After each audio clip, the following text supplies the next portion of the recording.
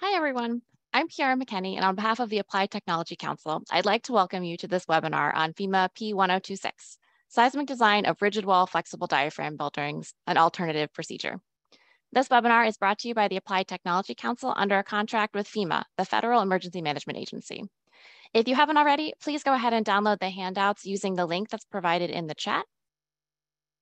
We know that many of you are interested in receiving professional development hours for your attendance today. For those of you who registered and are in attendance at the webinar, a certificate documenting professional development hours will be sent by email to you within 4 weeks.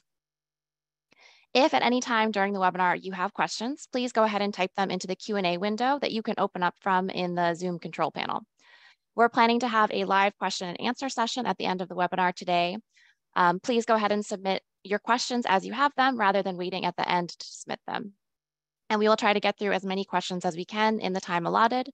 And if there are any that we are unable to get to, we do plan to provide written responses to them after the webinar. I would now like to turn it over to Patia Scott from FEMA's Earthquake and Wind Programs branch, who will provide a brief introduction to today's webinar. Patia, please go ahead.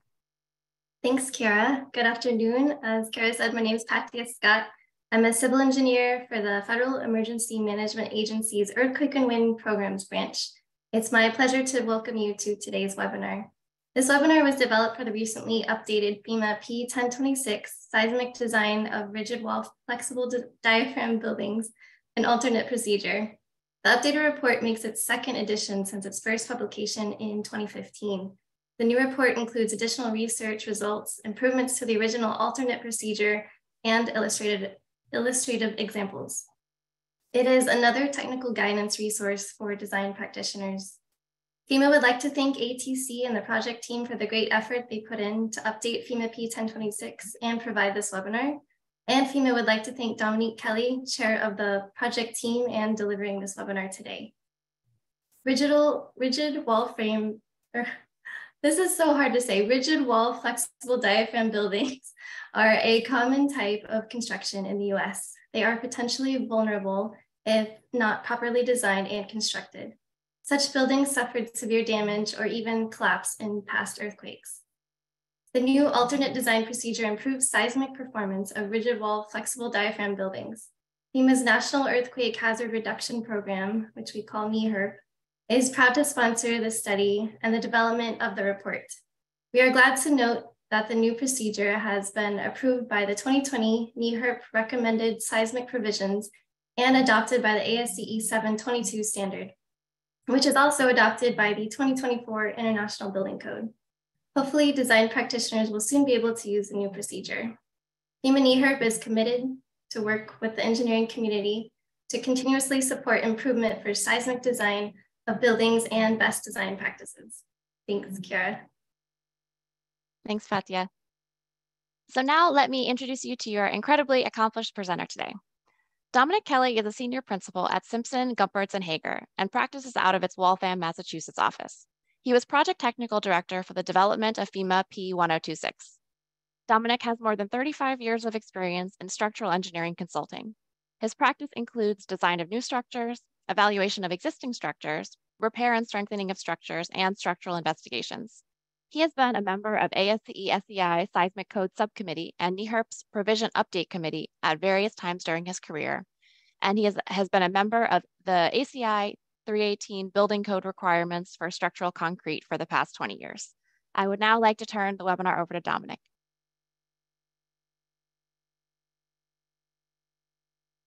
Thank you, Kiara.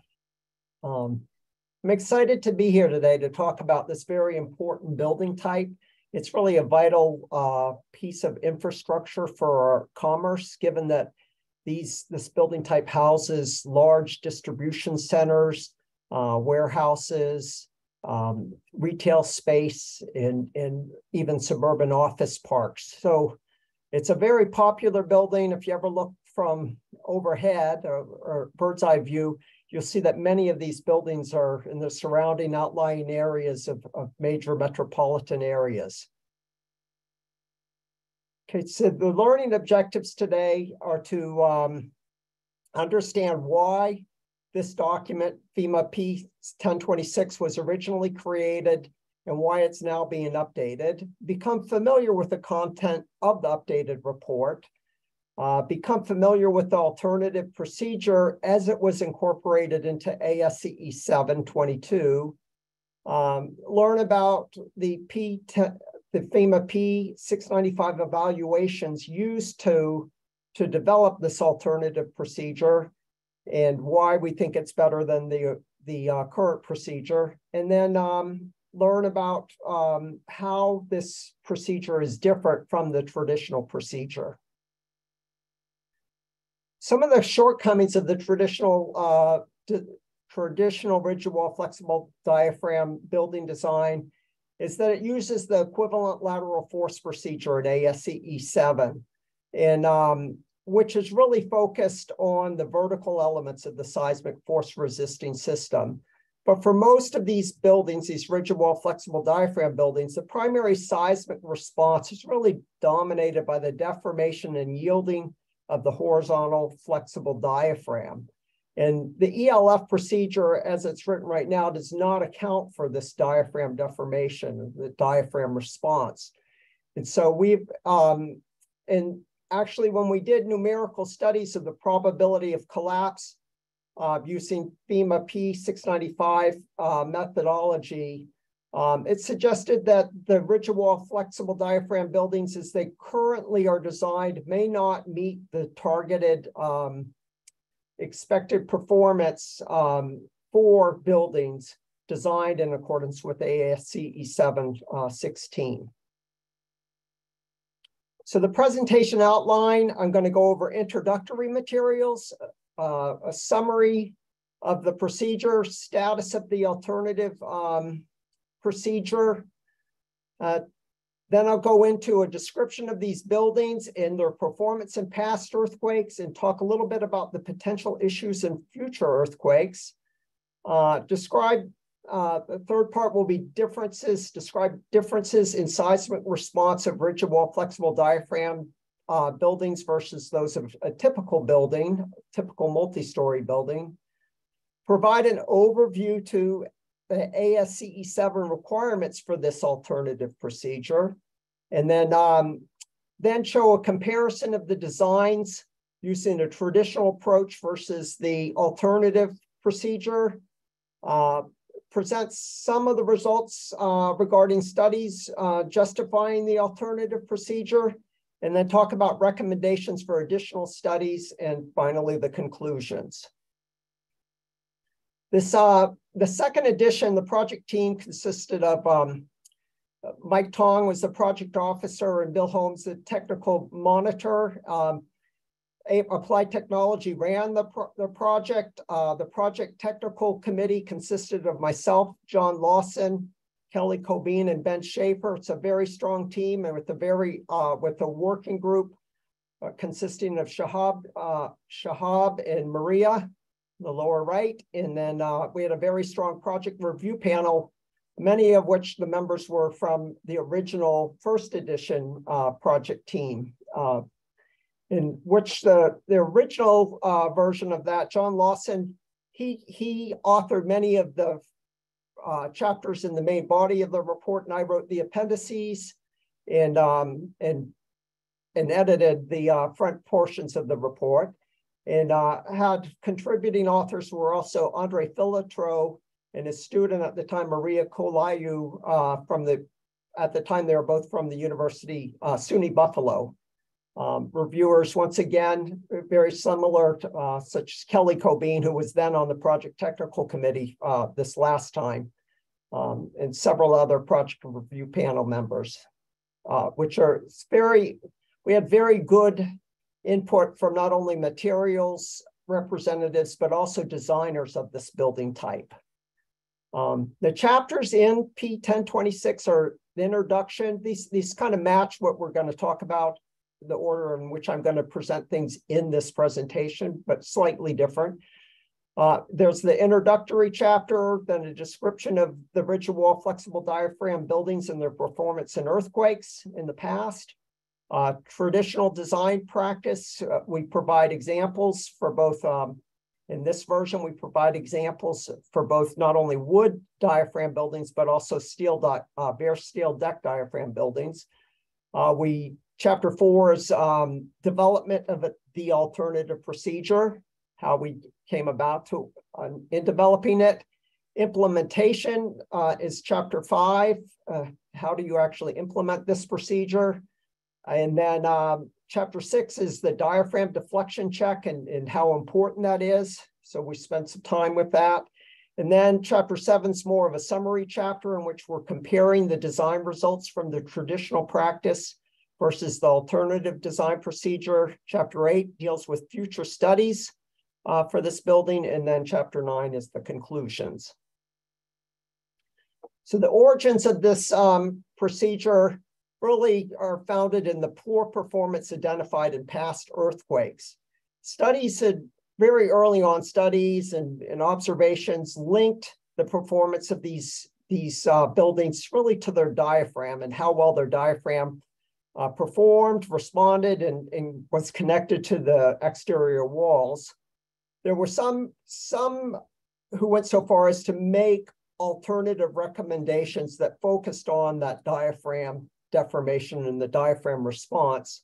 So that goes back to at least the 90s and even the 80s, maybe even earlier. There was an incomplete attempt at preparing alternative design provisions as part of the 2000 DHERP provision cycle, but that never got completed. And then in 2009, I was working on a simplified seismic design project at the time, and I was asked to lead Project Working Group 3, which was going to develop a standalone provisions for these buildings. We thought at the time, what's easier than designing a box building? And so at the time we thought, well, we could come up with some very different provisions for it. We considered sort of displacement-based design provisions, et cetera. Those seemed promising, but ultimately the provisions that we were recommending morphed into provisions that could be easily incorporated into the current framework of the NEHRP provisions in ASCE 7. So that led to the FEMA project in which we are recommending back in 2015 that it be incorporated into ASCE 7, And since then, that's actually taken place. So the procedure applies, so in terms of its applicability, the procedure applies to one-story buildings with flexible diaphragms and stiff vertical elements. So by flexible diaphragms, we're talking about nailed wood structural panel diaphragms, and they're nailed to either wood framing or more commonly these days are nailers on top of steel bar joists. And then bare steel deck with powder or power actuated fasteners, screws, and with some deck gauge limitations. So you need to meet these special seismic detailing requirements that AISI prepared, or else you have a large penalty. If you don't meet those special seismic detailing requirements, then you have to use a very low R factor to account for that reduced ductility. From stiff vertical elements, what we're referring to are concrete shear walls, mostly concrete tilt-up walls. And in the colder environments, that can be plant cast, precast that's shipped to the site. And then, but also masonry walls, and you can have concentrically braced frames and other systems as well, as long as they're stiff systems. So a summary of the alternative procedure, the status and the advantages of it are as follows. The period is consistent with that of the flexible diaphragm rather than the vertical elements of the seismic force resisting system, which really has nothing to do with how that diaphragm is going to deform and behave. You have increased diaphragm shear strength in the regions around the perimeter of the diaphragm. It's 10% of the span length to each vertical element. And then for the ductile diaphragms, we want the shear demands in the interior regions of the diaphragm to be reduced. So we use a larger R factor for those portions of the diaphragm. The status right now is it's adopted in ASCE 722 as an alternative procedure, so it's not required. But our hope is that there will be some designers that gravitate towards this system, and as we use it more and more, the procedure will become more and more refined and incorporate more buildings into their applicability of the provisions. So the advantage is really improved seismic performance at the same time, at about the same cost or perhaps a reduced cost for many cases. And then especially if you have longer wood diaphragms. And then if you have shorter buildings, shorter building, then the diaphragm capacity is often much greater than you need to begin with. And so that doesn't change all that much. And if you have a non-ductile system, that's where you may have some real changes to the design. The special seismic provisions in ASCE, they're primarily in S400, and they likely result in reduced costs in general. And the reduced cost comes from reduced numbers of connectors for the diaphragm. So the first edition was issued in March of 2015. I mentioned that before, and the purpose of that report was to introduce the alternative procedure for rigid wall flexible diaphragm buildings with wood diaphragms. And the intent was that it would better reflect the seismic behavior and result in better performance compared to buildings designed with the traditional procedure. And the target audience was designers of these buildings. That is, to this day, still our goal is to reach the designers of these buildings.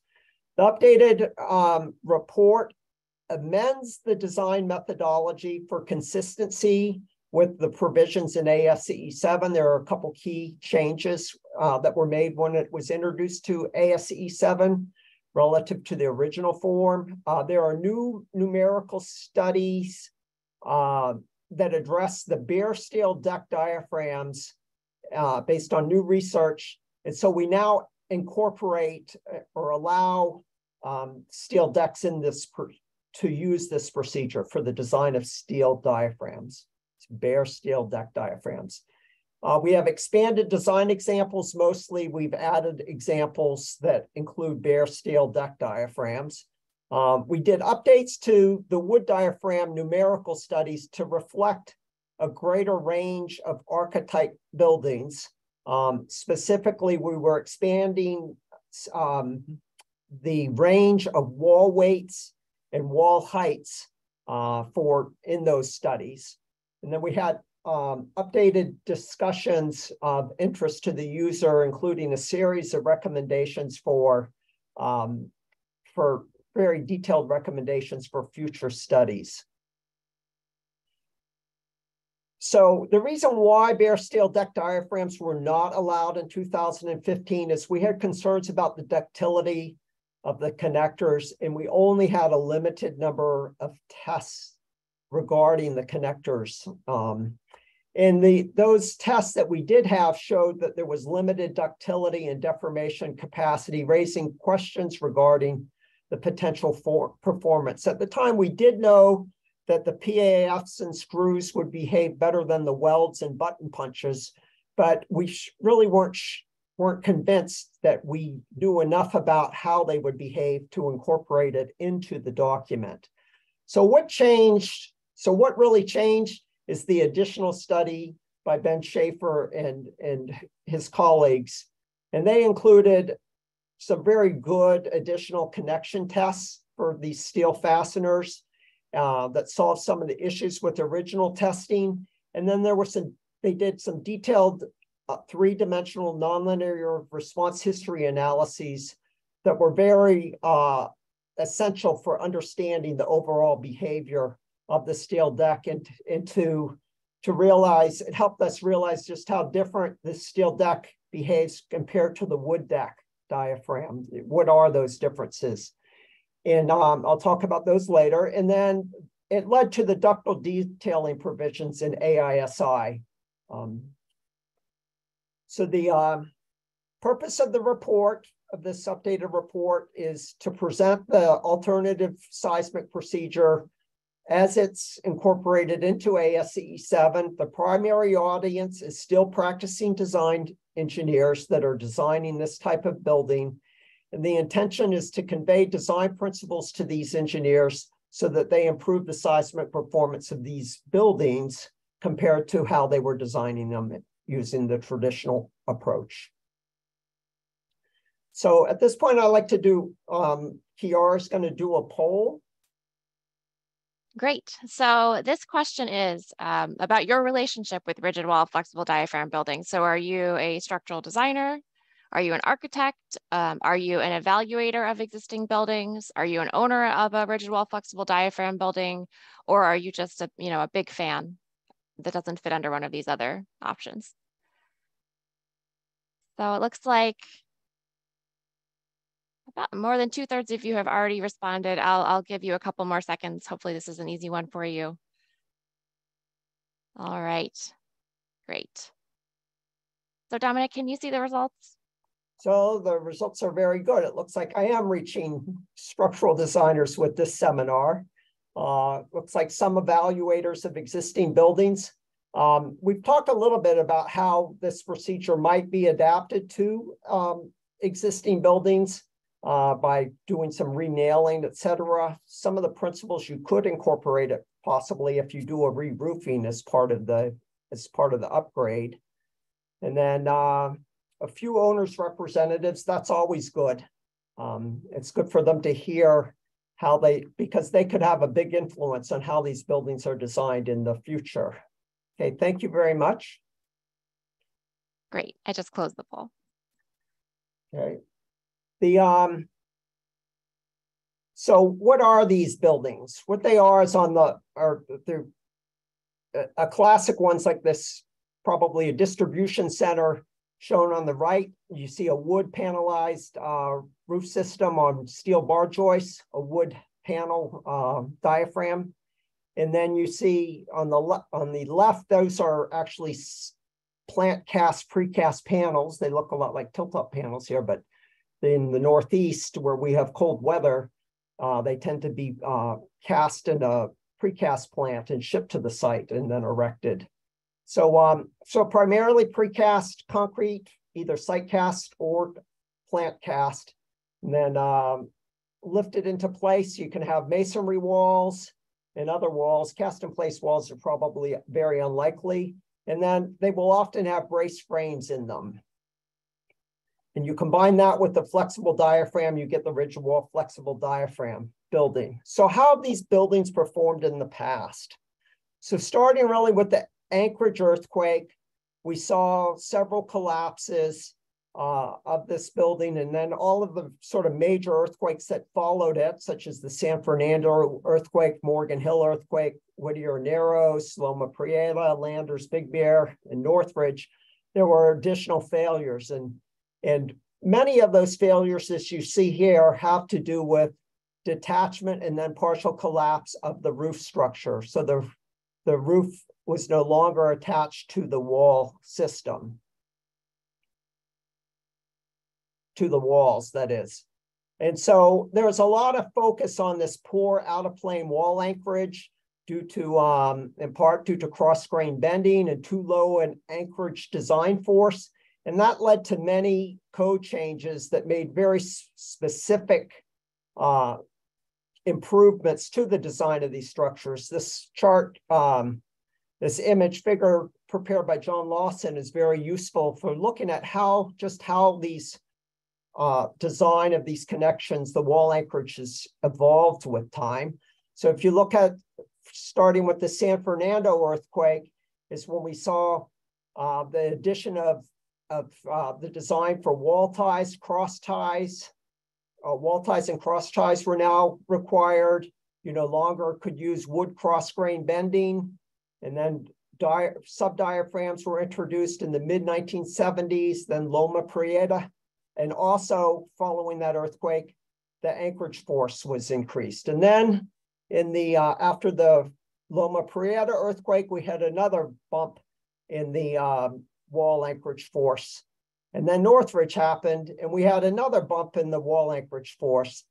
And not only that, we introduced requirements for wider wood framing when you had a lot of nails into the boards. And so, so there's been a lot of improvements. And at this point in time, the thought is with the seismic coefficient being over 1G, we think that essentially elastic behavior is happening at the wall to the diaphragm to wall connections. Okay, so assuming that the wall anchorage issue is solved, really what could happen in future earthquakes that could come into focus? Some of them are P delta instabilities of the walls and columns, given how large some of the diaphragm deflections can be. Effects of building irregularities, such as irregular shapes, non-parallel wall systems. They have these wall bump outs to provide some relief along the exterior view of these buildings. Effects of mezzanines, deformation, compatibility at diaphragm to wall connections needs to be thought of carefully. C-shaped system inadequacies. I'm going to talk a little bit more about these C-shaped systems that appear in low and moderate seismic regions, and joist rollover, which is also used in low and moderate seismic regions to transfer loads from the roof diaphragm to the walls. So just looking at, how does a rigid wall flexible diaphragm response differ from a typical building? So the rigid wall flexible diaphragm building is shown in plan view of the roof on the upper left. And you get a total displacement in the middle of the diaphragm that's a combination of the deflection of the walls and the deflection of the diaphragm. And usually that diaphragm deflection is at least one order of magnitude greater than that of the wall deflection, and sometimes two. So there's a very large difference in the contribution of displacement from the diaphragm versus the walls. And then as that diaphragm moves out like that, it creates leaning columns and leaning walls that the vertical wall system that creates a force that needs to transfer through the diaphragm into the end walls of that building. And if you don't have enough strength or load path to get to those end walls, you risk the chance of a P delta collapse. And so that's how the ultimate concern with how the building would building strength would be defined. Compared to a typical building, which is multi-stories, you have a roof displacement, which is almost entirely created by the deformations of the braces, such as brace buckling and elongation, and column shortening and lengthening, and that the diaphragm deflection is essentially negligible. And once again, you have to move that roof out or move a story out to long ways in order to create a P delta problem. And then the moment frame is also really just bending of the beams and columns lead to the roof displacement, and the diaphragm displacement's negligible. So the big difference is whereas the rigid wall flexible diaphragm building has very small vertical element displacements, a typical building has the significant movement is in those vertical elements. So looking at a comparison of the traditional design approach versus the alternative procedure, they're both force-based. The magnitude of design forces for the traditional approach are based on the vertical in-plane elements, the properties of those elements, and compared to the alternative procedure, you base the magnitude of those design forces on the diaphragm properties. The period for the traditional approach is based on the vertical elements, whereas for the alternative procedure, it's based on the diaphragm properties.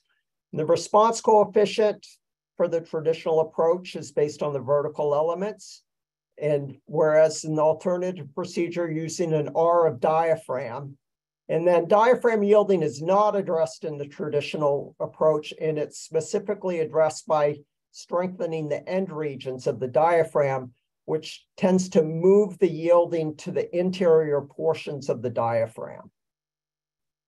So there are limitations placed on the use of this alternative procedure in ASCE 7, section 1210.4.1. All portions of the diaphragm must use the rigid wall flexible diaphragm design procedure.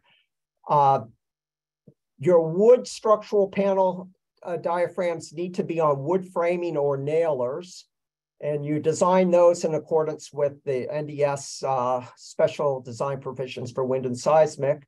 And the bare steel diaphragms are you're designing in accordance with AISI documents. And toppings of concrete or other materials are not permitted. So other limitations include horizontal irregularities. The only horizontal irregularity that you're allowed is the reentrant corner, because you can break that diaphragm up into rectangular segments and support it along each perimeter segment of the diaphragm. What's not allowed at this point in time is non-parallel systems, such as the wall on the right. And if you look down on a bird's eye view of these buildings, you'll see that many of these buildings do have these irregularities. And so it would be very helpful in the future to incorporate these into the design procedure. I had mentioned before that I wanted to talk a little bit about the C-shaped wall systems. They're not allowed using this procedure. Currently, they're not allowed in high seismic zones, but they are used quite a bit in moderate and low seismic zones. And the approach is you do this when you have an expansion joint. Sometimes those expansion joints are designed to transfer shear across them, but usually you have no connection regarding diaphragm chords across those joints. So what you really have is walls on three sides of the diaphragm and then nothing at the joint. And so that's what I'm referring to as C-shaped wall system. So that configuration is not allowed, but it is something that I recommend should be studied in the future because of its prevalence in these low and moderate seismic zones. Vertical elements, this is one change between the 2015 version of the procedure versus ASCE 7, how they adopted it. We used to have an explicit requirement that the stiffness of the vertical elements had to be like 4 times greater than that of the diaphragm. And that was removed and based on more of a deemed to comply type provision. So if your vertical elements happen to be concrete, precast concrete, masonry shear walls, concentrically braced frames, steel, etc., these stiff elements, then they're deemed to comply and that you are stiff enough that you could use this procedure. So you can see that this brace frame system, there are many braces in this, shown in the lower right. That would be something that would be very stiff. When we say concentrically braced frames, we're not talking about tension-only braces or really soft systems. So use judgment in terms of applying it and coming up with your stiffness at these interior vertical elements. So the alternative, so comparison, I'm going to do a comparison of the design steps in the next series of slides with the alternative procedure on the left and the traditional design procedure on the right. Both of them are force-based. The alternative procedure, you can use the optional 2-stage analysis for the walls. For the diaphragm is the first phase, and the second phase is design of the walls. You verify, first of all, for the alternative procedure, you have to verify that you meet the limitations in ASCE 7 that I just described, and you have no verifications required for the traditional method. Then for your period determination for the alternative procedure, it's based basically on the diaphragm length. And so it's for a wood diaphragm, that's 0.002 times the length of the diaphragm. And for a bare steel deck diaphragm, that's 0.001 times the length of the diaphragm. And those are calibrated to the studies that we did, the P-695 studies that we did. And they're not meant to be precise values, but they are pretty good fits. And you notice that it really is the only parameter is the length of the diaphragm. That's because as the diaphragm gets deeper in depth, you add more mass and they tend to offset one another. So the period doesn't vary that much by the width of the building. So the vertical elements for the alternative procedure, you would use TA as you would normally do for the equivalent lateral force procedure in sections 12.8 of ASCE 7 versus the period determination for the traditional approach. You go right to the procedures, the section 12.8. Looking at the equivalent lateral force procedure, first step for the alternative procedure is you have to determine whether, if you're a steel deck, are you going to meet the ASCE S400 requirements? And if so, then you can design using an R diaphragm of 4.5 for the steel diaphragms, which is the same as what you would use for a wood panel diaphragm. And for non-ductile steel diaphragms or other diaphragms that don't meet the requirements in ASCE, you would use an R diaphragm of 1.5. We are essentially asking that diaphragm to remain elastic in that process. Then you have these series of equations that are very much like the base shear equation, CS times the seismic weight of the building, but in this case, it's C sub S diaphragm. So C sub S is equal to S sub ds divided by R of the diaphragm divided by the importance factor. And if you look at that, that's really just, that's the peak of the spectrum, but you don't have to exceed the C sub S diaphragm in the second equation, 121016b, for when you're dividing by the period. So if you are off of the plateau, the second equation is going to control. In comparison for the traditional procedure, the TA is almost always less than the transition period. So you're on the peak of the spectrum and you're using an R factor based on the lateral force resisting system. And that's usually an R of 4 for an intermediate precast wall. So determining the diaphragm shears, you create a diaphragm with fastening zones using either the NDS SDP WS or the ASCE S400 procedures. And then you amplify the shears in the end regions by 10%. The 10% you amplify by 1.5, the 10% regions at each end. And then of a diaphragm. And then you design your diaphragm chords, and then you design and you do not use the amplified force for your diaphragm chord design, and you design your diaphragm collectors using the omega naught diaphragm factor, compared to the traditional approach of using the diaphragm nail zones, once again, but with an R factor, the forces based on the vertical system.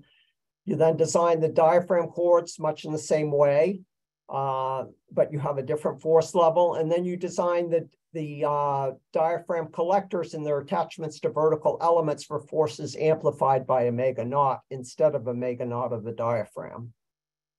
So this is this perimeter zone that I'm talking about. It's 10% of the width and 10% of the length. So that's the zone where you amplify your shears by 1.5.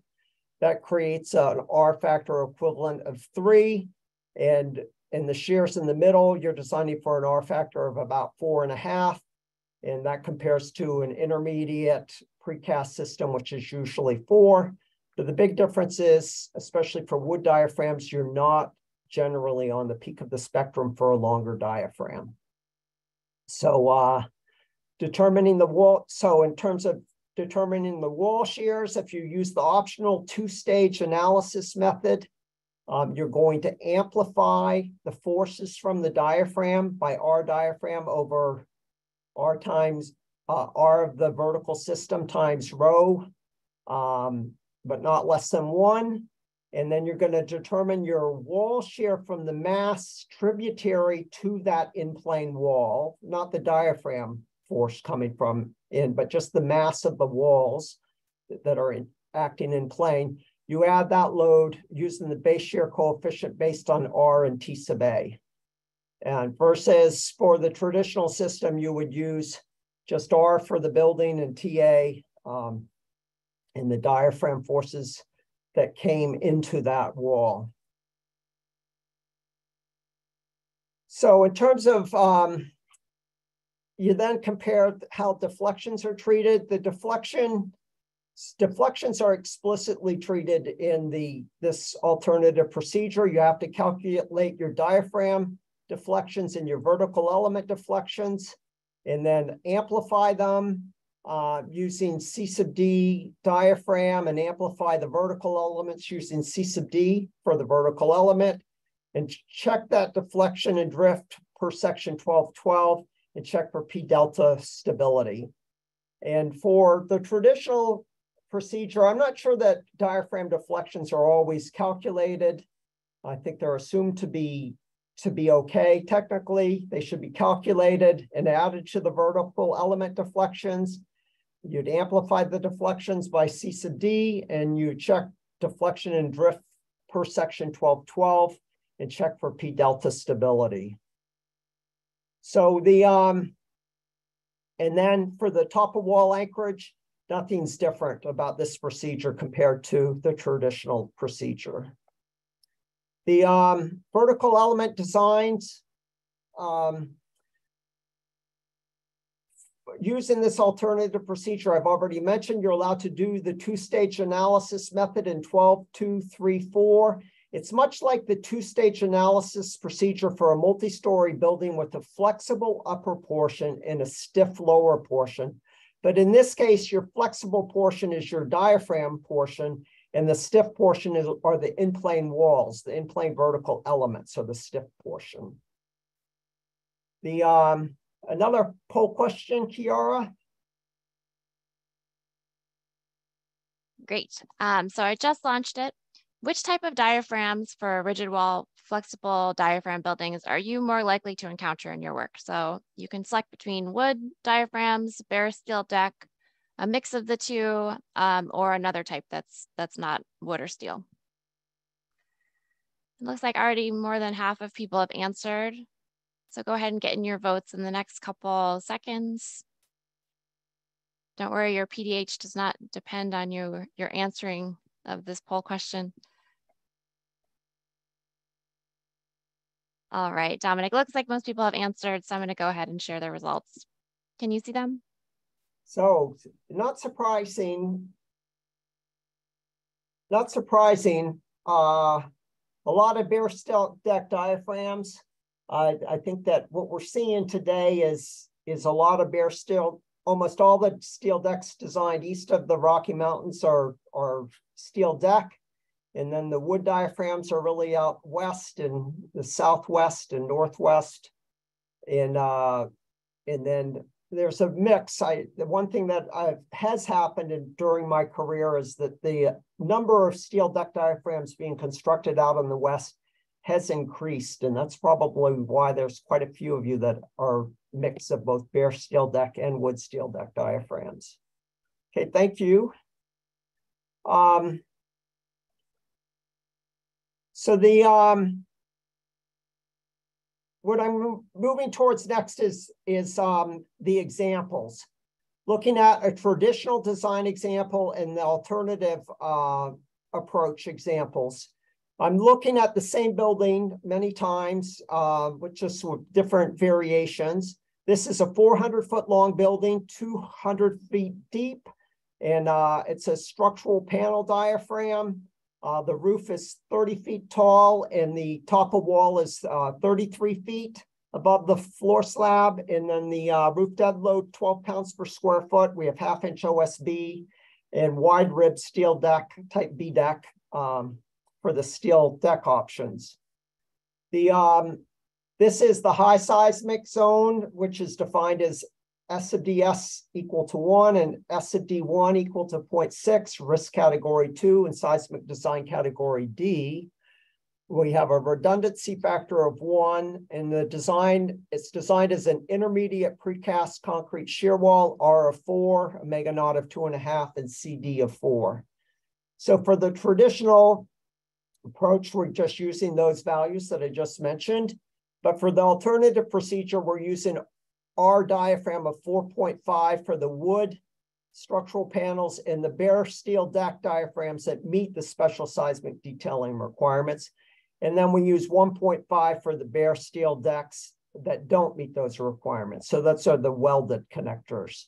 And then we have a reduced overstrength factor of 2 relative to that of the intermediate precast shear wall, and R of diaphragm and CD of the diaphragm at 3. So looking at the period, the traditional approach for a 30-foot tall building, you get 0.26 seconds. CS for S sub DS of 1, you get in an R of 4, you get 0.25. That controls in both the north-south and in the east-west direction. As compared to the alternative procedure, there's an error in this. No, it's it's the next slide. The diaphragm, we get 0.002 times the length of the diaphragm, so that's 0.8 seconds in the short direction and 0.4 seconds in the long direction. And so using S sub DS of 1 and R diaphragm of 4.5, you get 0.22. But because we're not on, the period is 0.8 seconds, we actually are controlled by we're not on the peak of the spectrum, so we are controlled by S sub D1 over T diaphragm divided by R diaphragm, and that gets you down to 0.167. In the east-west direction, we're capped at the peak of the diaphragm of 0.222.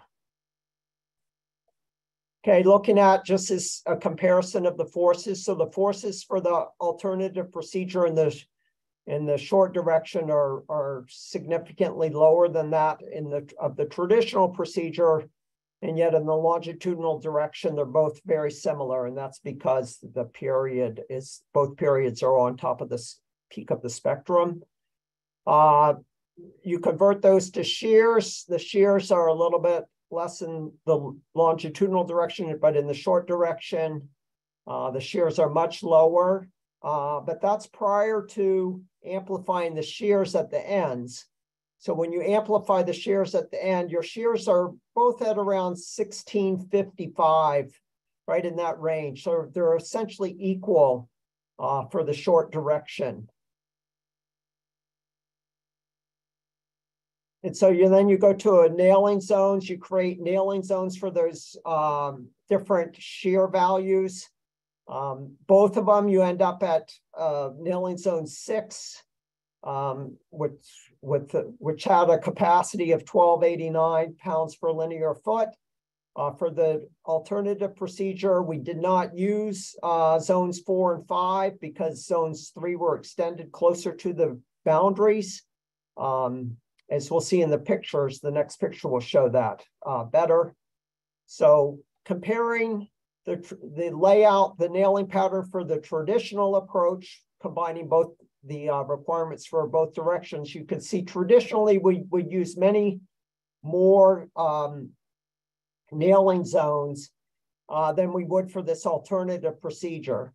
And yet at the very ends, it's the same nailing zone. And what this does is it pushes the yielding away from the wall to diaphragm interface and into that zone 3, whereas in the traditional approach, we didn't see that spread.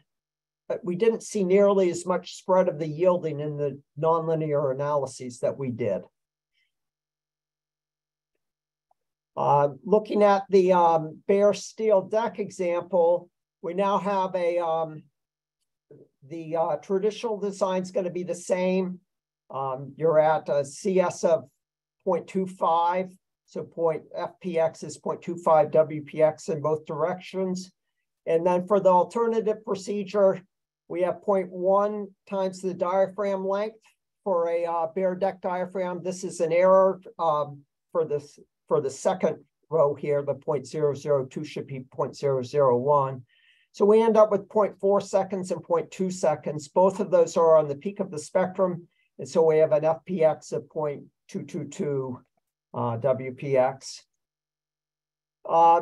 So this is just a comparison of the forces. They're very similar, just slightly less because it's an R factor of 4 on the left and R factor of 4.5 on the right.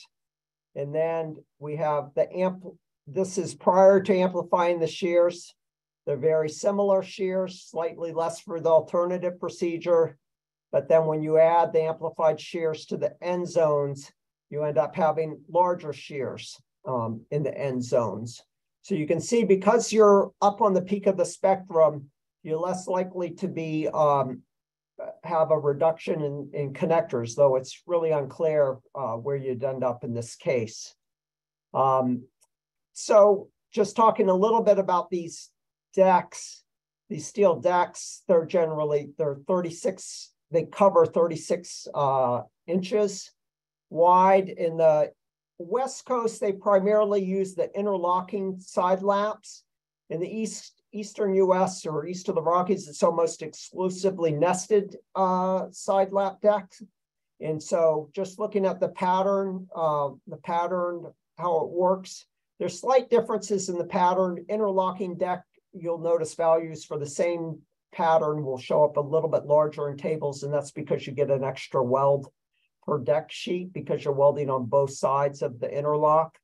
But for a nested deck, you get, for a pattern of 36-7, you get 7 welds because you're welding, the flutes are at 6 inches on center and you're welding each end, and you're sharing, those welds are combined. You're welding through 2 sheets of steel where they overlap, versus the interlocking deck, you have to provide a weld to each side of the interlock. So you're not overlapping the steel.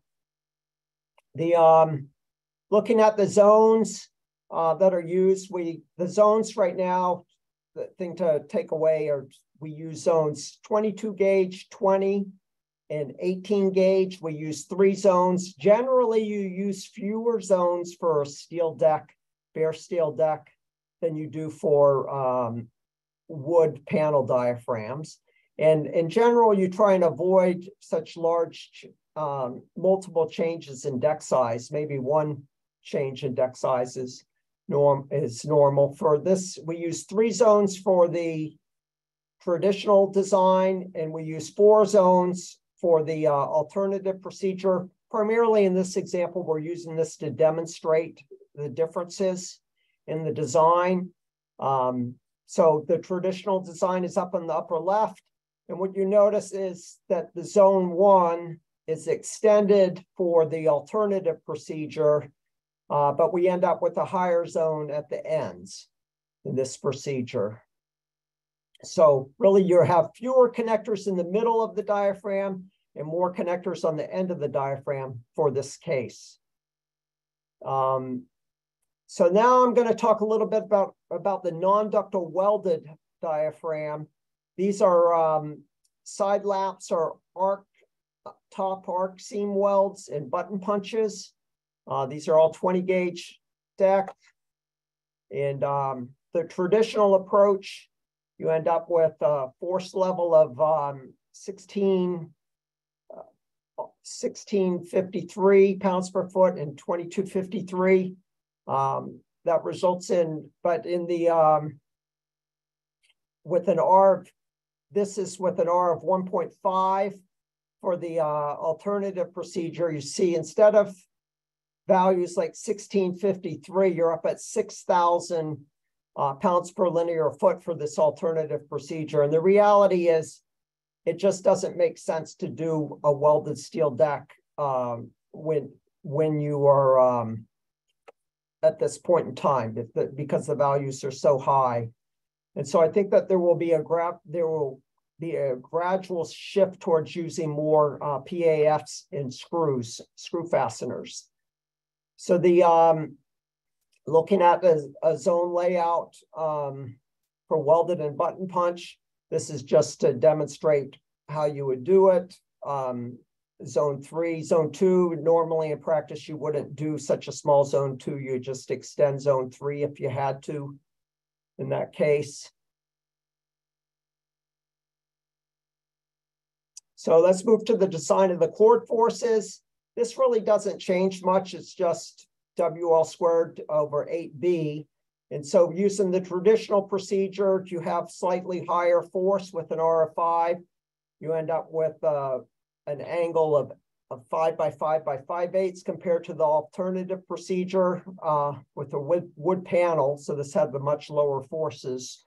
That would come out to a 5 by 5 by 3/8. So there's a potential you'd have a smaller chord using this procedure if you're not on the peak of the spectrum. Looking at the shear wall design, the traditional procedure, you end up with about 522 kips. That's the 331 from the diaphragm and 191 from the walls on the ends. In the versus the traditional method, you get 248 from the diaphragm, that's the wood diaphragm, and then 192 from the walls. These are essentially the same number because you're using the same period and the same R factor for the wall design. So what's different is the force that you're transferring from that diaphragm. And this is just looking in the east-west direction. This you're in the peak of the spectrum for both cases. And by the time you amplify the diaphragm force, it comes up to the same as the diaphragm force for the traditional method. And so the wall design is identical for the two procedures. Okay, so moving on to the importance of the deflection estimate. The deflection estimates are very important to allow engineers to know which elements, wall versus the diaphragm, are really contributing the most to the building's response. They're necessary to understand the P delta effects. They're also necessary to know the effects on non-structural elements and to check deformation compatibility. So one of the things that we were concerned with is deformation compatibility. When you're moving the diaphragm so much, you're going to get an angle change between the diaphragm and the wall. And one concern that had been raised is prying on these connections. In some limited studies that have been done so far, what we've actually seen is when you push it one way, you bend the flute of the deck, and you go the other way, you bend the flute of the deck a different way. And so you end up actually deforming the deck in a way that reduces the prying forces actually that occur on this deck. So this really just demonstrates the need if you had a very heavy gauge deck, you would be more likely to pop off this connector. But for the lighter gauge decks, you're really more likely to just deform the deck. That's the big takeaway from that. Looking at the diaphragm deflections, this is really important because it gives you a sense just how important the prediction of that diaphragm deflection really is. If you use the three-term equation from the NDS's special design provisions for wind and seismic, you get a flexural term, the three-term equation, you get a flexural bending term of 2.09. This is for that 400-foot-long diaphragm, 200 feet deep. You get a shear deformation due to nail slip equal to 4.37 inches, and a chord slip is 0 because the chords are welded across the joints. And then there's a lot of stiffness from the walls. The walls actually act like chords in a way to stiffen up that term. So if you use that term, you have to then amplify by the CD diaphragm, which is 3 times the 2.09 plus 4.37, and you end up with 19.4 inches. And you think, wow, that's like for a 30-foot tall building, that's like a 5% drift. So it can be a big, big number, but it's important to recognize that the 3-term equation is a simplified, is a simplification and overestimates the deflection. If you use the 4-term equation, you might reduce that deflection by 30%. And then if you look at the results of the studies that we did, this deflection probably is closer to about 10 inches in the end, in the end for this. So the shear wall, looking at the shear wall deflections in comparison, if you just take a cantilever wall system, include both a flexural component and a shear component, that diaphragm, and assume a solid panel, you're going to move 0.03 inches of elastic deflection. When you combine that, when you multiply by the CD factor of 4, you end up with 0.12 inches. So this is like 1/8 of an inch compared to that 19 inches that we did, or even if it were 10 inches, it's like 2 orders of magnitude different. So big, big difference in the deflections between the diaphragm and the walls. So even if you have some openings in the walls, et cetera, you're really not, you're going to have a much lower displacement for the wall system than you will for the diaphragm. That's what you learned from that. When you look at the bare deck diaphragm, you end up seeing somewhat different results. Because they're stiffer, you end up seeing much lower deflections. So in this case, adding up the average shear in each zone and the 4 zones and combining them and using stiffnesses out of the deck manuals or the deck manufacturers' catalogs, you come up with about 0.96 inches of displacement. You multiply that by CD of the diaphragm of 3, you end up with 3 inches, 2.9 inches of displacement. So a big difference. So you have an advantage with the steel deck of having a stiffer system. It may shake non-structural elements harder, but it will move less. And so deformation compatibility with those hung elements may perform better. So just looking at some of the differences and characteristics of the wood diaphragms versus the bare steel deck diaphragms. The wood diaphragms definitely less stiff than the bare steel deck diaphragms. Deformation is primarily from deformation at nails, and wood panels remain essentially elastic. The nail connectors have substantial ductility, and you're really relying on that. And most of the deformation is shear deformation, with flexural deformations is only a smaller portion, smaller component of that deformation. Not insignificant, but smaller. Versus the bare steel deck, definitely stiffer, especially systems that are classified as meeting, you have to classify them as meeting or not meeting the special seismic provisions. And most of the deformation is shear deformation. The warping and in-panel shear of the deck is much more important than it is for the wood panel diaphragms.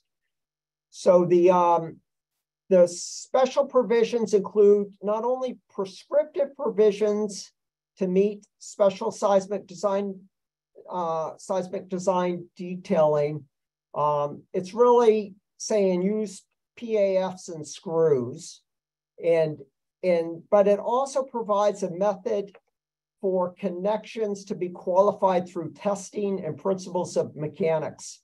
And at the time I prepared this presentation, there were no systems that had been qualified in this manner up till now, but I do know that there are deck manufacturers and perhaps connector manufacturers that are working on these proprietary connectors and connectors for the future that they'll be able to get into the system as deemed to comply through this alternative method. Just looking at what I'm talking about in terms of ductility, this is just a connection, a nail connection. You see it's got a strength a little over 300 pounds per nail and a lot of ductility. You can move it, half an inch. Compared to PAF, you can also displace about half an inch. You're tearing at the deck when you do that, but it is quite ductile versus the welds. You really can only move a small fraction of an inch before you fail the weld. So the welds tend to be very strong. Here you see a weld with a strength of 4 kips. So the vertical axis on these two are not the same, not one and the same. Very strong, but very non-ductile. Hey, Dominic, I'm going to interrupt you just to let you know we have about 15 minutes left until we want to go to the Q&A. Okay, thank you. Thanks. So just looking at studies, the studies identified the need for this alternative procedure, and the studies that we use to actually justify the alternative procedure. We evaluated the adequacy of the traditional design, then we evaluated the adequacy of the alternative design, and this evaluation was done in accordance with FEMA P-1026, which included a series of nonlinear analyses. The objective is to have less than 10% probability of collapse in an MCE event. So what we're really doing is, I showed you that diaphragm deflection, building wall plus diaphragm deflection. When that moves, it creates a P delta effect due to the leaning columns and leaning walls. And that can lead to an instability when you move too far. And so when the analysis predicts collapse, that's what we target as the limits of how far you can push the system. So the system, we're using 22 historic ground motions, and we amplify them until we fail the building. We have numerous wood structural panel, diaphragm, and bare steel deck archetypes. We study both high seismicity and moderate seismicity, and we use the connector database that was available at the time in 2015, and then for the update we incorporated the results using additional connector database, the additional connectors database. So the archetypes, we had wood structural panel diaphragms, the bare steel deck diaphragms with PAFs and screwed side laps. We had bare steel deck diaphragms with welded structural fasteners and welded and button punch side laps. We studied diaphragm aspect ratios of 1:1, 2:1, and 1:2. We did large diaphragms that were 400 by 400, 400 by 200, and 200 by 400, and small diaphragms that were 100 by 100 and 200 by 100. This is just an example of the archetype for a traditional approach. We had 6 nailing zones.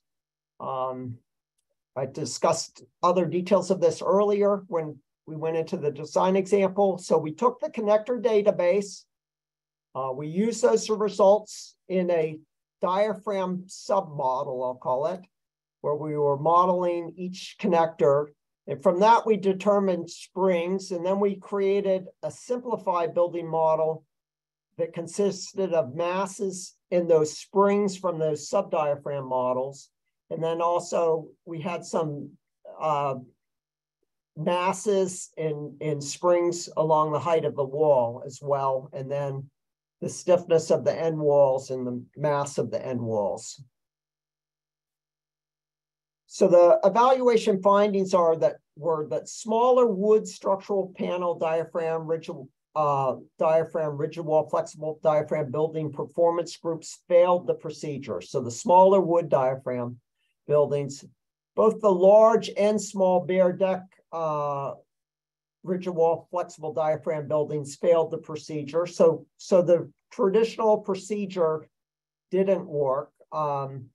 Some further detailed analyses of using mechanically fastened roof systems show that you do pass the P-695 barely with the traditional approach, but only for the mechanical fastened systems, not for the welded systems. So much like the larger wood diaphragm buildings, you can show that they work, but the performance isn't as good as it is for the alternative procedure.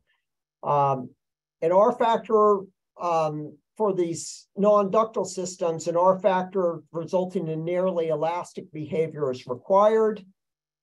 Just going back to this, a reminder from what I showed earlier, the new tests are nice. They have multiple connectors in line. This helps to, a big difference in these tests from previous tests are they've reduced the amount of noise from diaphragm shear deformations and warping. So they were controlling that in this test better. And so you had more of a true vision of what the how the connectors were performing. Then they did this very detailed 3D modeling of it. They took the cyclic connector tests, and much like we did in the original modeling where we came up with new springs, they created new roof submodels that could be input into this 3D model that would be that would account for the characteristics of the diaphragm sheet plus the connectors. So the results are for mechanically fastened roof diaphragms, the ductile connectors resulted in good performance, and that the welded and button punch needed to have essentially an elastic behavior. That I already talked about. This is looking at the alternative rigid wall flexible diaphragm procedure that we also studied. So I've now moved from the traditional approach to studies on the alternative procedures. So this was the primary, one of the archetypes for wood diaphragm. In this, in the results of these studies, we found that all of the wood performance groups passed and passed quite easily. The bare deck diaphragms, we learned a lot about the bare deck diaphragms from that original analysis, and they also passed with this. What we learned is that we had included too much ductility for the welded connectors originally, and so that they really need to be removed from the test results, the original test results, because they really were not fully represented because they had too much ductility, more ductility than they really have. We had overall diaphragm performance is much affected by the deck profile and the resulting warping and shear deformations. The ductility of the mechanically fastened roof deck system is not as ductile as the connection level testing suggests. So I showed you very good ductility for these mechanically fastened deck system. When you go to the whole system, it doesn't behave quite as well as the individual connectors behave.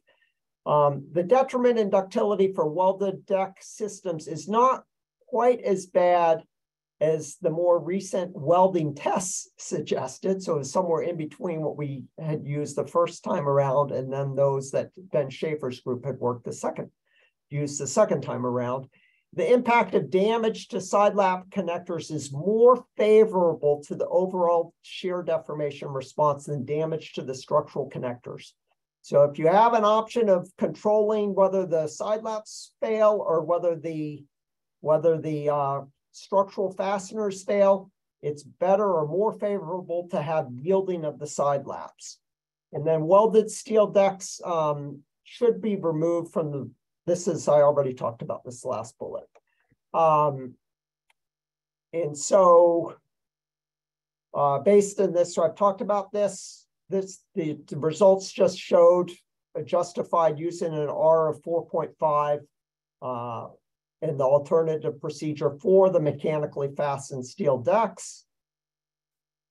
Looking at recommendations for future studies, these are the priorities. We have many more than just these 5, but I'm just going to talk about these because we identified these as the most important.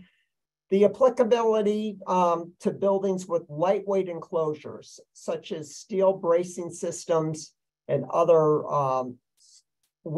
steel bracing systems and other special seismic force resisting systems.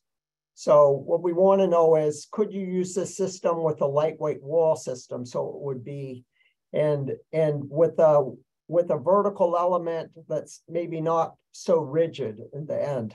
Is there a way to modify the procedure for that case? Irregular plan shapes is very important. Abrupt changes along exterior walls and non-parallel wall systems. We think that this study is very important because there's so many buildings like that out there and will be built in the future. We also looked at some of this, the applicability of this building type to buildings with mezzanines and multi-story buildings. I know that I worked on a fabrication building once that had steel deck diaphragms spanning nearly 500 feet, and it was a 2-story building. So could you modify these procedures for that design of that top story of a multi-story building? And then C-shaped lateral system configurations. I think that there's a possibility that this approach could be adjusted for such a system.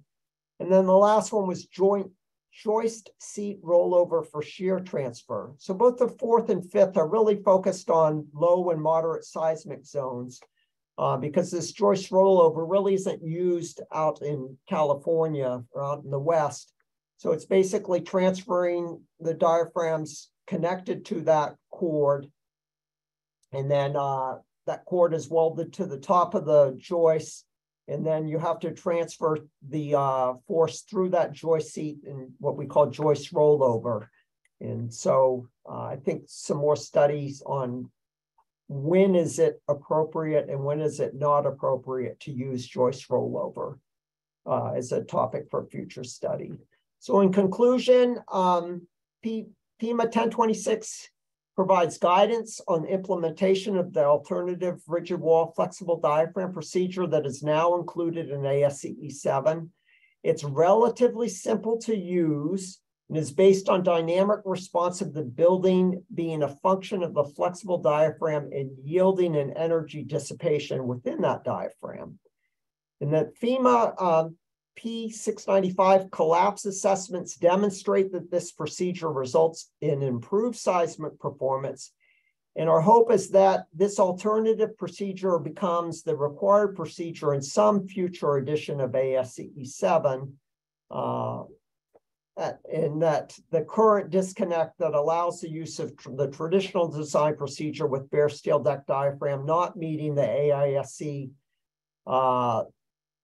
AISC S400 special seismic detailing requirements be eliminated.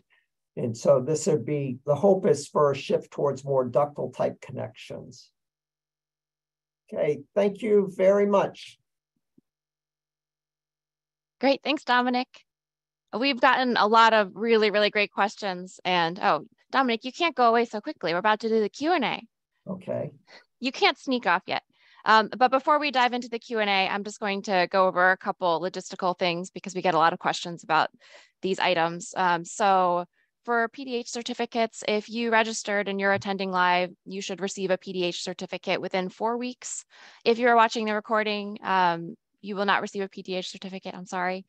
And in terms of the Q&A, we've gotten a ton of really fabulous questions. I've been reviewing them as they come in, and we will probably not get through all of them in this 10 minutes that follows. So we do plan for Dominic to respond to the questions that we don't get to right now in writing. So if we don't get there, please know that we will attempt to answer your question after the webinar if we don't get to it now. And I have tried to focus more on more general questions rather than specific cases. So I think that's all for now. And with that, I think we can, are you ready, Dominic, for the Q&A, or do you want to? Sure. take a deep breath and drink a sip of water? I'm good. Do you want to stop sharing your screen so that we can, I don't Sure. know, so everyone can see our faces, I guess. All right. So like I said, a lot of interest in this new method. I think people are really excited about applying it. So I'll just go ahead and dive into some of the more general questions we got first.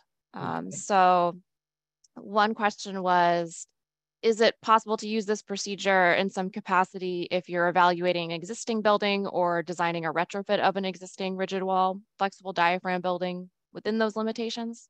Yeah, so you could, the way you might do it is it would require removing roofing from a portion of the building. Let's start with a simple case, a nailed wood diaphragm. If you removed the perimeter and then added more heavy nailing to that zone, assuming that your subframing, your framing could accommodate the extra nails, that would be one way of doing it. Otherwise, if you were a diagonally sheathed diaphragm, just the concept of providing more strength, more nailing, or better connections, so that you get away from yielding right at the interface with the wall, that would be an approach that I would take. So you'd be strengthening the perimeter zone such that you would get yielding really. It won't stay away from that end zone, but you'll have it really starting more at the interior side of that end zone, and will spread into the interior zone and spread into the exterior perimeter in that case. So I do see a possibility for certain cases, not in your evaluation, but in your strengthening of such a building. Great, thanks. Okay, there's a question about if ASCE 716 is unconservative for designing the rigid wall flexible diaphragm buildings based on the findings that are in FEMA P-1026. So there would be some buildings that you would design that would meet the criteria and some that would not. So does that mean that some are unconservative? That's possible. They didn't meet the criteria, but keep in mind when I showed the result, I know that it was quick. Many of the wood diaphragms passed using the traditional approach. They just are better. They perform better with the alternative procedure, and even some of the ductile steel fastening systems will meet the criteria, the collapse criteria. So it's not a flat out, it's automatically not going to work. It's that there are cases where it may not work. Okay. So then we got a lot of questions about limitations of use of the procedure. It seems like people are interested in applying it to as much as possible. So first question, is there a limitation to the height of the story? The story heights of these buildings are generally, it's a single story, and it's generally driven by the fire rating. And when my understanding is that once you reach above about 40 feet, you end up having to put sprinklers in your racks, and usually these buildings have tall racks. In order to avoid that, they're usually capped at 40 feet. So we only looked at studies up to 40 feet. We were using that realistic cap. But the bottom line is, if you have a building that has very stiff vertical elements relative to the diaphragm, then the principles would apply. Okay. And then we got a lot of questions about applying it to, like, can you apply it to a multi-story building? And so a lot of questions about multi-story, and I think you talked about that a little bit at the end about maybe in the future it could be applied. And then we also got a lot of questions about mezzanines specifically, about how to apply when there's a mezzanine, if there are limitations related to mezzanines. Okay. So if you could speak to both of those. right now, I don't think that I'd have to check whether there's a specific limitation. It's just recognizing that it can influence the performance, the mezzanines.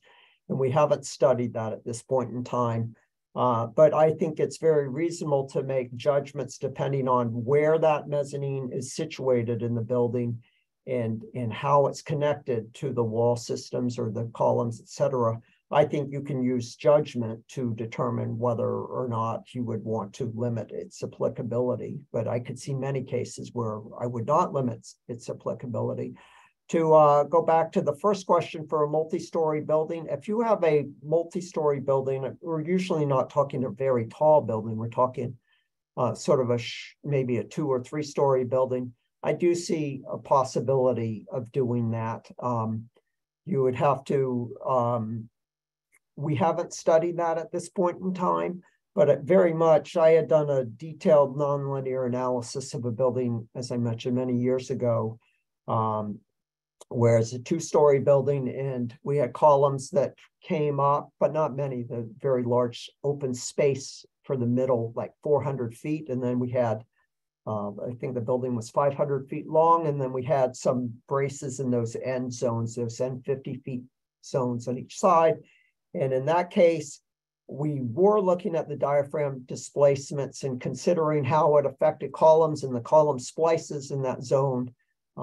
So that's a type building that I think you really could apply this to in the future. It just needs to be studied, and your stiff, once again, your stiff element, instead of being 1 story, it would be all of the building below. So the building, except for the roof, would have to be stiff relative to that roof if you were to apply it. So, but for now, that's judgment because it's beyond the limits of what ASCE 7 says it's applicable to. So similarly, testing the boundaries of the limitations. So I think Dominic, you and I were even talking about the C-shaped buildings, and you were wondering, I wonder if people are interested in this. And I would say people definitely are. Yeah. We got a lot of questions about the C-shaped scenario. So one, for example, is this person is looking for advice about what codes and standards they should use if they have the C-shaped condition. So can you speak a little bit more about that, about what you would recommend? Yeah, I mean, I'd love to study this and in fact, I've talked to Shahab in a little bit with Ben about possibly doing that because we have all of the sort of modeling approach from that 3D model that they did. And Shahab now works with SGH where I am. And so we may study that. So in terms of the way you would have to do it, I'd recommend it's not so much following a code. You'd have to explicitly account for the stiffness of the diaphragm. And so I think you'd have to have a model that accounted for that stiffness. And you'd have to, I would probably run it through some dynamic analyses as a minimum, but I'm not really ready to talk about it. Like I said, I'm very curious, and I'm thinking that there's a good chance that if you stiffen that open end, that the diaphragm you may create almost like a perimeter moment frame in your diaphragm, so to speak, if you could envision that in plan, and that it may have an opportunity to work, but you still have just sort of these end walls wagging at the joints. So anyhow, I don't have an answer at this point. Well, you have support for finding an answer. So then there's a question, is there a seismic performance difference for a building span that's smaller than 35 feet versus a span that's larger than 100 feet? I'm not sure that I understand that question. I think that we have, like if you're less than 100 feet, we're saying just don't create these end zones, just design the whole building. The forces at that point are small enough that you just design the diaphragm for like an R of 3 everywhere for it. Great. Well, we got many more questions. I think we will give them to Dominic after the webinar, and he will answer as many as he can. And so I think that we'll we'll go ahead and end there. Thank you so much, Dominic. I think this was a webinar of great interest to a large group of people, and thank you for sharing your knowledge with everybody. In terms of any final, what's that? Thank you very much. Oh, it is our pleasure to have you. And so we already talked about PDHs. We talked about questions. We'll keep the webinar open for a few more minutes if you want to get in any final questions. There is a survey link that pops up when you leave. We really appreciate you filling it out because we ask about topics that you're interested in for future webinars. And I definitely look closely through that information and we select webinar topics based on it. So please appreciate you taking the time. And then you should expect a follow-up email with all of the information about handouts, the recording, and another link to the survey. So with that, this ends the webinar. And on behalf of FEMA and the Applied Technology Council, thank you for attending and thank you, Dominic, for your presentation.